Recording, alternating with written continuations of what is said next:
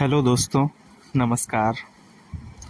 अब मुझे बचपन की एक कहानी याद है जो हम लोग के यहाँ एक विषय चलता था, उसका नाम था नैतिक शिक्षा।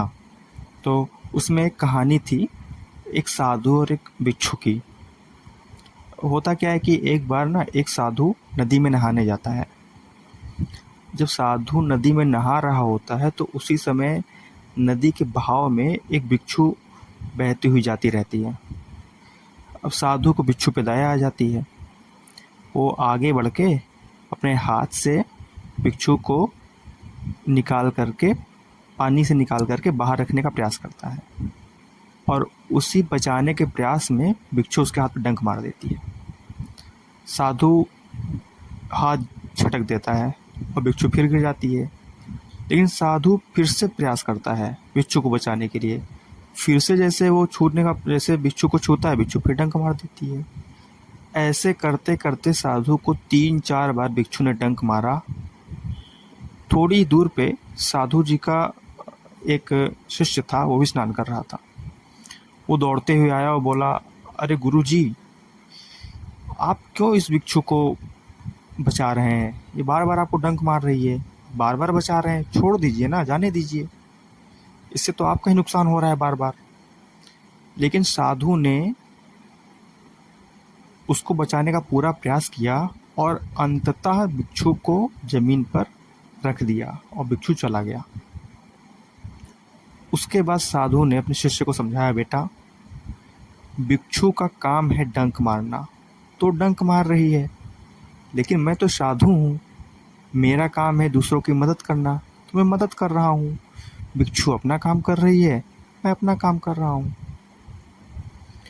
उस समय ये कहानी का कोई नैतिक सार समझ में आता नहीं था, क्योंकि छोटे बच्चे थे। इसी में इंटरेस्ट आता था कि हाँ हाँ, एक भिक्षु है और साधु को डंक मार रही है, एक साधु है भिक्षु को बचा रहा है। एक सुंदर सा फोटो बना हुआ था, उसी को देखते थे और भावना में खोते रहते थे कि हाँ, एक जंगल रहा होगा, ऐसे नदी बह रही होगी, साधु नहा रहा होगा, भिक्षु बह के आया, उसी भावनाओं में खोए रहते थे।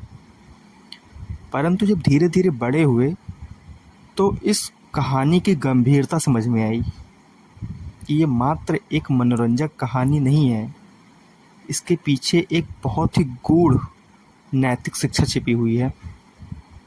और शिक्षा यही है कि आपके अंदर का जो सद्गुण है उस सामने वाले के दुर्गुण से समाप्त नहीं होना चाहिए।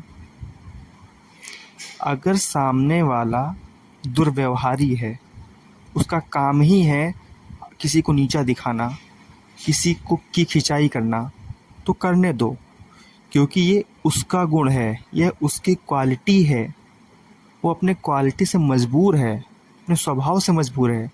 लेकिन अगर आपका काम जीवन में, दूसरों के जीवन में प्रकाश फैलाना है, किसी की मदद करना है, ईमानदार रहना है, तो ये आपकी क्वालिटी है। किसी दो कौड़ी के इंसान की वजह से आप अपने क्वालिटी को, अपने गुण को, अपने स्वभाव को नष्ट ना होने दो, क्योंकि अच्छे गुण बहुत मुश्किल से बनते हैं। बुराइयां तो ऐसी हैं कि आप जब चाहो अगले सेकंड ही शुरू कर दो, लेकिन एक अच्छाई आपके मन में जब बैठती है तो उसको बैठने में वर्षों लग जाता है। कभी कभी तो बोलते हैं कि पूर्व जन्म के कर्म भी सहायक होते हैं इस जन्म में आपको अच्छा बनाने के लिए। तो जो अच्छाई आपके अंदर है उसको सहेज के रखो। सामने के विषम बुद्धि वाले लोगों के कारण अपनी अच्छाई को नष्ट न होने दो। बस यही बताना था। वो कहानी मुझे याद आ गया तो सोचा कि थोड़ा सा आपसे भी शेयर ही कर दूं, क्योंकि हम लोगों को एक भ्रम हो गया है। भ्रम ये हो गया है कि समाज में देखते हैं या मूवीज़ देखते हैं या वेब सीरीज़ देखते हैं, तो अब ऐसा दिमाग में बैठ गया है ना कि दुनिया में सब बुरे बुरे ही लोग भरे पड़े हैं, हर जगह बुराई ही है। न्यूज़पेपर पढ़ो तो अच्छी खबर शायद आपको मिले, लेकिन बुरी खबर पूरी भरी रहेगी। एक्सीडेंट, ये मौत, मर्डर, हत्या, फांसी, दुनिया भर का खबर भरा भरा रहेगा। अच्छी खबर शायद किसी कोने में एक छोटे से पैराग्राफ में सिमटी हुई रहती है कि कोई पेड़ लगा रहा है या कोई जीवों की रक्षा कर रहा है, किसी ने किसी ग्रामीण की मदद कर दी, किसी ने किसी लड़के की शिक्षा फ्री कर दी। ये एक कोने में छोटे से ही खबर रहते हैं।